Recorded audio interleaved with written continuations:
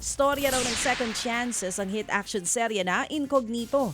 Ayon kay Baron Geisler na gumaganap bilang si Miguel, itinuturing niya raw na redemption ng serye.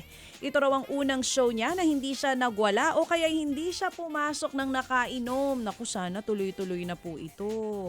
Naging turning point naman daw sa buhay ni Maris Racal na gumaganap bilang si Gabang Incognito. Sinagip daw siya ng serye. Si Daniel Padilla naman, ibinahagi na dumating ang incognito sa buhay niya noong gulong-gulo ang kanyang isip. Pero ngayon, ito na raw ang pinakamagandang desisyon na ginawa niya sa kanyang buhay.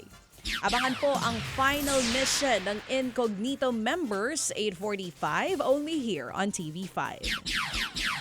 Samantala, kinumpirma naman po ng sikat na radio DJ na si Nicole Yala na mayroon po siyang thyroid cancer. Sa social media, sinabi niyang kalmado siya ngayon at may mas mabigat pa raw siyang pinagdaanan noon sa kanyang buhay. Napagtagumpayan daw niya mga pagsubok at buo ang tiwala sa Diyos. Ang dagdag pa po ng radio DJ, mali raw ng kinalaban ang sakit na thyroid cancer. Nakatakda po siyang sumailalim sa operasyon ngayong Hulyo. Keep your faith, Nicole. Get well soon.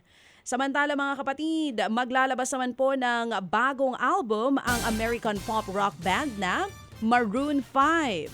Sa August 15 naman daw, ilalabas ang ikawalong studio album na Love is Like. Bukod dyan, magkakaroon din ng tour sa Amerika ang banda on October 6. Bukas naman ilalabas ang music video ng bago nilang kanta na All Night, nakasama sa ilalabas pong album. 2021 nga nang huling naglabas ng album ang Maroon 5.